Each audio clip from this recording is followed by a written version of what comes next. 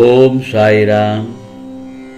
என் அன்பு குழந்தையே, இதை கேட்டுவிட்டு தூங்கு என் செல்லமே. இன்று இரவு உன் சாயப்பா உன் கனவில் வந்து உன் பிரச்சனைகளுக்கெல்லாம் கண்டிப்பாக ஒரு முடிவை தருவேன். உனது கஷ்டகாலங்கள் அனைத்தும் மறைந்து விட்டது. உனது சந்தோஷத்திலும் சரி, துக்கத்திலும் சரி, உன்னுடன் என்றும் உன் சாயப்பா நான் இருந்து கொண்டிருக்கிறேன். இதோ உன் வழிகளை நான் மாற்றுவேன். என் பிள்ளையின் வளர்ச்சிக்காக நான் பாடுபடுவேன். ஒவ்வொரு உறவுகளாலும் நீ ஏமாற்றப்பட்டிருக்கிறாய். இன்று வரை ஒவ்வொருவருக்கும் ஒவ்வொரு தேவைகள். அவரவர் தேவைகள் முடிந்தவுடன் உன்னை விட்டு விலகிச் செல்கிறார்கள். கவலைப்படாதே ஆம் செல்லமே. உனக்கான சரியான உறவை தேர்ந்தெடுத்து உன்னிடம் நான் விரைவில் கொண்டு வந்து சேர்ப்பேன். மன உறுதி இல்லாதவனுடைய உள்ளம் குழம்பிய குட்டைக்கு ஒப்பாகும். கோபத்தில் ஒருவர் அடி அடித்து விடுவது எளிது. ஆனால் எழும் கையை தாழ்த்தி மனதை கட்டுப்படுத்தி அமைதியாக இருப்பது அதைவிட கடினமானது. இந்த கடினமான செயலைத்தான் நீ பழகிக் கொள்ள வேண்டும். நிதானம். ஆம் செல்லமே, நிதானம் என்னும் அற்புதமான ஆயுதத்தை பயன்படுத்துபவர்கள் எதையும் சுலபமாக சாதித்து விடுவார்கள். 1000 உண்மைகளை நீ பொய்யாக்கலாம். 1000 உண்மைகளை நீ பொய்யாக்கலாம். 1000 பொய்களை நீ உண்மையாக்கலாம். ஆனால் ஒருபோதும் உன் மனசாட்சியை உன்னால் நிச்சயம் பொய்யாக்க முடியாது. உன் சாயப்பா சொல்வது உண்மைதானே? விழுந்து விடுவேன் என்ற பயத்துடன் ஓடாமல், விழுந்தாலும் எழுந்து விடுவேன் என்ற நம்பிக்கையுடன் ஓட வேண்டும் என் செல்லமே. அப்பொழுதுதான் வாழ்க்கையில் தடுமாற்றமே இருக்கவே இருக்காது. நீ எவரையும் எதிர்பார்த்து வாழவும் கூடாது, எவருக்கும் பாரமாகவும் வாழக்கூடாது. நான் சொல்கிறது புரிகிறது அல்லவா? எவரையும் எதிர்பார்த்து வாழவும் கூடாது, எவருக்கும் நீ பாரமாகவும் வாழக்கூடாது. நமக்கு கிடைத்தது போதும் என்ற வாழ்க்கையே சிறப்பானது. உருவத்தில் எப்படி இருந்தாலும் உள்ளத்தில் குழந்தையாக இரு. இந்த உலகமே உன்னை நேசிக்கும். மற்றவர்களுக்கு நீயே வழிய செய்யும் 3 விஷயங்கள் என்ன தெரியுமா? அறிவுரை, உதவி, அன்பு. ஆம் செல்லமே, உலகமே உன்னை எதிர்த்தாலும் நீ செய்வது சரியென்றால் யாருக்காகவும் உன்னை மாற்றிக்கொள்ள வேண்டாம். வசதியாக வாழ வேண்டும் என்று உழைப்பதை விட வறுமை இல்லாமல் வாழ வேண்டும் என்று உழைத்து வாழ்வதே சிறந்தது தானே. கவலைகள் எங்கிருந்து வரும் என்று தெரியாது. ஆனால் மகிழ்ச்சியும் புன்னகையும் உன்னிடம்தான் உள்ளது. நீ நல்லவன் என்பதை உன் முன்னால் இருக்கும் கண்ணாடிக்கு தெரிந்தால் போதும். உன் முதுகுக்கு பின்னால் இருந்து பேசுபவர்களுக்கு தெரிய வேண்டிய அவசியமே இல்லை. ஆகவே அதனால்தான் உனக்கான வெற்றிகள் எல்லாம் தள்ளி தள்ளி போகிறது. ஆனால் முயற்சி ஒருபோதும் வீண் போகாது. கண்ட இடத்தில் கொட்டக்கூடாதது குப்பை மட்டுமல்ல, குடும்ப பிரச்சனைகளையும் தான். உன்னுடைய குடும்ப பிரச்சனைகளை மற்றவர்களிடம் சொல்லும் பொழுது அவர்கள் ஐயோ பாவம், இவருக்கு உனக்கு இவ்வளவு பிரச்சனையா என்று மனதார கேட்டுவிட்டு நீ அங்கிருந்து சென்றவுடன் ஆகா, இவன் பல பிரச்சனைகள் மாட்டி உள்ளானே, சந்தோஷமாக இருப்பார்கள். ஆகவேதான் மற்றவர்களிடம் உன் குடும்ப பிரச்சனையை பகிர வேண்டாம் என்று உன் சாயப்பா கூறுகிறேன். பிறப்பது ஒருமுறை, வாழ்வது ஒருமுறை, பின் இடையில் எதற்கு கோபம் என்னும் வன்முறை? விட்டுக்கொடு, அன்பு காட்டு. வாழ்க்கையில் வென்று விடலாம். அன்பானவர்களை மட்டுமல்ல, எதிரிகளையும் கூடத்தான். நீ எதை வேண்டுமானாலும் இழக்கலாம். வழி கொடுமையானது. தன்னம்பிக்கையை மட்டும் இழந்து விடாதே. வாழ்க்கை மிகவும் பெரியது என் செல்லமே. எவன் ஒருவன் பிறர் மீது குறை கூறிக்கொண்டே குதர்க்கம் செய்கின்றானோ அவன் என் உள்ளத்தை தொலைத்து காயப்படுத்துகிறான்.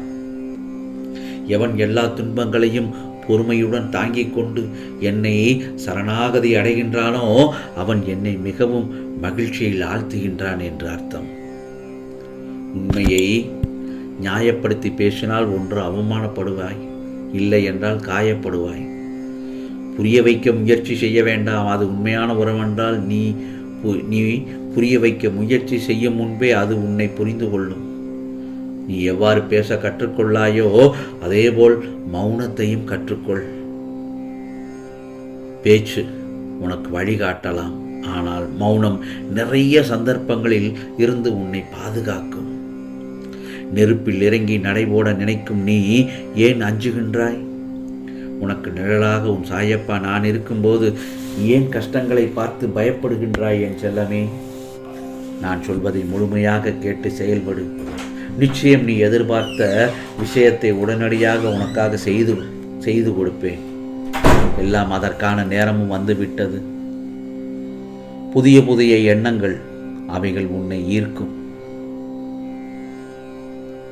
அதை தாண்டி வரும் தடங்கள், இவைகள் எல்லாம் உன்னை மாற்றும் என்பதை தெளிவாக புரிந்து கொள்ள வேண்டும்.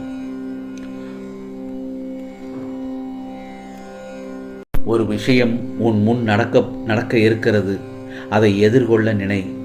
அதை விட்டு ஓட பார்த்தால் அது உன்னை துரத்தத்தான் செய்யும். நீ ஓடும் ஒவ்வொரு தருவாயிலும் அதற்குத்தான் வழிகளுக்கு ஆளாவாய். நீ அதை ஏற்று அதில் பக்குவப்பட்டு அதை தாண்டி வருவதில்தான் உண்மையான வாழ்வின் சாராம்சம் உள்ளது. உன் எண்ணங்கள் உன் முன் நடக்கும் விஷயங்களில்தான் நடக்கிறது. அது நீ எடுக்கும் தன்மை, உன் மனதில் பதியும் விதம் என ஒவ்வொரு சூழ்நிலைக்கும் ஏற்ப மாறுபடும். என்ன நடந்தாலும் உன் மனம் தெளிந்த நீரான கடல் போல் சம அளவில் நிற்க வேண்டும். கடல் சீற்றத்தால் பொங்கி வரும், தண்ணீர் உள்ளே செல்லும். ஆனால் என்றைக்காவது கடல் நீர் வற்றியது என நிகழ்வு நடந்துள்ளதா? சற்று யோசித்துப்பார். 1000 மாற்றங்களை கடந்து வந்த பின்னர் தான் கடல் தன் சம அளவில் நிலைக்க முடியும். ஐம்பூதங்களில் ஒன்றான கடலுக்கே இந்த பரீட்சை என்றால் ஐம்புலங்களான மனதில் இருப்பவர்களுக்கு எத்தனை பரீட்சைகள். அதில் நீ பாதி அளவு தாண்டி விட்டாய் என் செல்லமே. நம்பிக்கை, விசுவாசம், பொறுமை, பக்தி, அன்பு என எல்லாவற்றிலும் வென்ற நீ பாதி கடலின் அளவா இன்று இருக்கிறாய். உனக்கான உயர்வான இடத்தில் வந்தவுடன் நீ மனதில் தோன்றும் அகங்காரம், அது மிக தந்திரமான ஆயுதம். இந்த பூலோகத்தில் அதன் பிடியில் இருப்பது சுலபம், விலகுவது கடினம். ஏவிய அம்புக்கு குறிக்கோள் ஒரு திசைதான். ஆனால் ஏவப்படாத அம்புகளுக்கு குறிக்கோள் இல்லாத திசை அதிகம். ஆகவே சந்தோஷத்தை நிலைக்க வைக்க கடவுளால் மட்டுமே தான் முடியும் என்பதை உணர்ந்து கொள் என் செல்லமே. தண்ணீர் அமைதியாக இருக்கும்போது தூசுக்கள் தானாகவே தங்கிவிடும். அதுபோலத்தான் வாழ்க்கையில் பிரச்சனைகள் வரும்போது அமைதியாக இரு, சாந்தமாக இரு, தானாகவே அவைகள் அடங்கிவிடும். நீ என்மேல் சந்தேகம் இல்லாமல் நம்பிக்கை வை. சாயப்பா நினைத்தால் எப்படிப்பட்ட சூழலையும் மாற்றி விடுவார் என மனதால் எண்ண வேண்டும். உன் சங்கடங்களை போக்கவும் சந்தோஷத்தை நிலைக்க வைக்கவும் என்னால் மட்டுமே முடியும் என நினைத்துக்கொள். இயலாதவன் கையில் எடுக்கும் இறுதி ஆயுதம் என்ன தெரியுமா? விமர்சனம். அதை தடுக்க வேண்டிய ஆயுதமே என்ன தெரியுமா? புன்னகை. ஆகவே கூடியவரை புன்னகையோடு வாழ்க்கையை வாழ பழகிக்கொள். நம் வாழ்வில் குறுக்கிடும் ஒவ்வொரு சம்பவமும் நமக்கு ஏதாவது ஒரு பாடத்தை நிச்சயமாக கற்றுத்தருகிறது. உன்னை நிராகரித்த அதே இடத்தில் நிராகரிக்கவே முடியாத சக்தியாக நிற்பதுவே உன் வெற்றி. ஆகவே நாம் கொண்ட அன்பு கொண்ட நெஞ்சங்களும் நம்மை வெறுக்கும் தருணத்தில் புரிகின்றது. நாம் அறிந்தோ அறியாமலோ செய்யும் கெட்ட செயல்களின் பலன்களால் உடல் நோயாக மனதில் துன்பமெடுத்து வாட்டும். ஆகவே நம்மை அலட்சியப்படுத்துபவர்களுக்கு அதீதமாக அன்பை காட்ட வேண்டும். அதுதான் அவர்களுக்கான மிக மிக பெரிய தண்டனை. துன்பம் யாருக்கும் சொந்தமில்லை, இன்பம் யாருக்கும் நிரந்தரமில்லை. ஆகவே வாழ்க்கையில் இரண்டும் மாறி மாறி வரத்தான் செய்யும். மகிழ்ச்சியோடு கடக்க பழகிக்கொள்.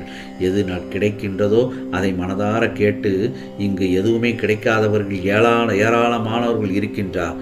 நீ எங்கு வேண்டுமானாலும் இரு. நீ செய்வது எது என்பது எனக்கு நன்றாக தெரிந்துவிடும். நியாயமாக செய். உன் சாயப்பா என்று என் நாமத்தை கூறும் உனக்கு என்றும் நல்லதே நடக்கும். ஆம் செல்லமே, உனக்காக நீ நினைத்த காரியத்தோடு ஒரு அதிர்ஷ்டம் கொடுத்து உன் மகிழ்ச்சியை அதிகப்படுத்தப் போகிறேன். நாளைய பொழுது உனக்கு நல்ல பொழுதாகத்தான் இருக்கும். இதை கேட்டு விட்டாய் அல்லவா? நிம்மதியாக தூங்கு என் செல்லமே. உனக்கானது எல்லாம் நல்லதே நடக்கும், நல்லதே நடக்கும். ஓம் சாய்ராம், ஓம் சாய்ராம். ராம்ஜி அருள் கிடைக்கட்டும்.